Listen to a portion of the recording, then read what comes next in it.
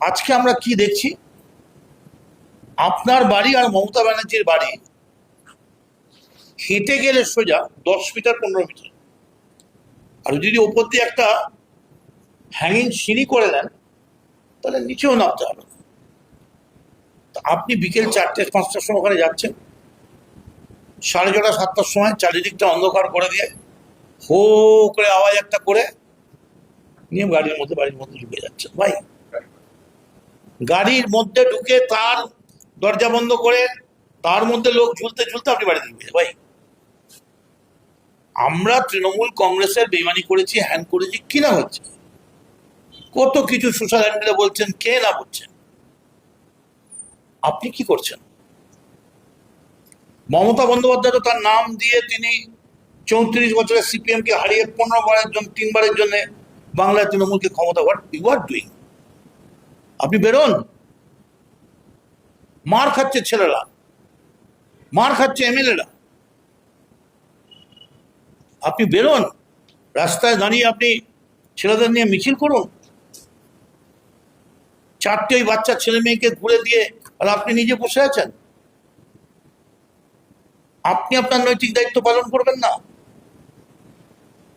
এবং আপনার যেটা নৈতিক মেন বক্তব্য ছিল যে আমি স্টেপ ডাউন করে কি করব, স্টেপ ডাউন করে আপনি বই লিখবেন, ছেলেদের জন্য ক্লাস নেবেন, ট্রেনিং ক্লাস করাবেন।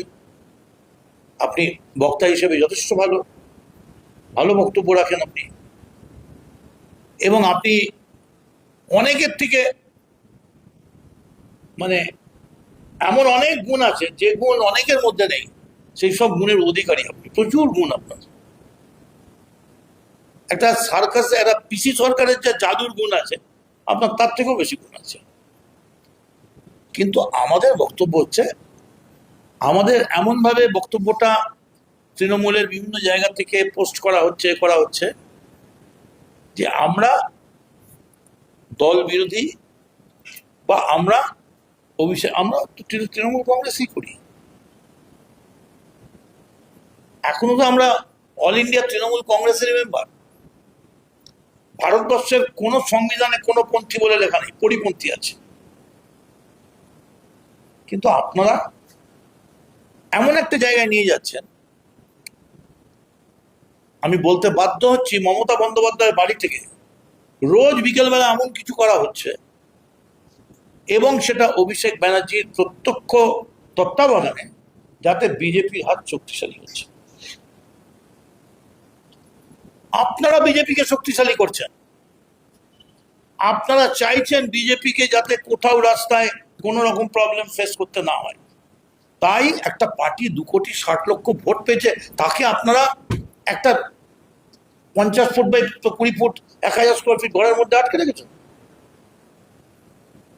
আর একটা 21শে জুলাই করে বলছেন আমাদের দায়িত্ব পালন হয়ে গেল। আপনারাই তো বলছেন।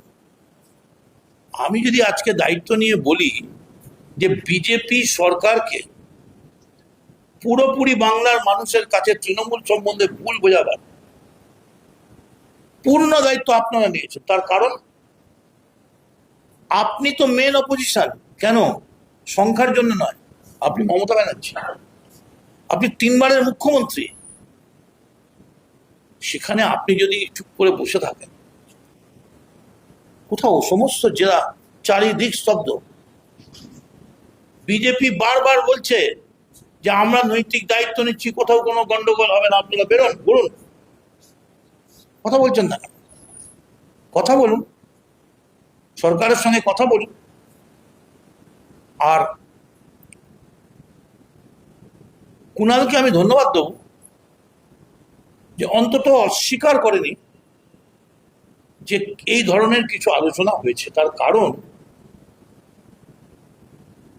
আরো এমন কিছু আলোচনা হয়েছে যেগুলো বললে মন্ত্রগুপ্তির সঙ্গে বেইমানি করা হবে। আপনারাও তো আমরা একটা পার্টিতে ছিলাম, কিন্তু এখন আমাদের খারাপ লাগছে এই কারণে আমরা তো বেকার হয়ে গেলাম, কমপ্লিটলি আনএমপ্লয়েড। আমরা তো পাড়ায় আড্ডা মারার লোক নই যে ঘুম থেকে উঠে পাড়ায় আড্ডা মারতে বেরোলাম। আমরা তো পার্টির কাজ করা লোক,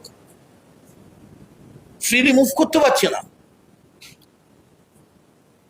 একবারও একটা ডেলিগেশন গিয়ে বলেছে, একবারও একটা মমতা বন্দ্যোপাধ্যায়ের তত্ত্বাবধানে কালীঘাটের তৃণমূল বলেছে একটা ডেলিগেশন যে বন্ধ করো এই অরাজকতা, বন্ধ হোক গন্ডগোল, বাংলায় অপোজিশনকে মুভ করতে দাও?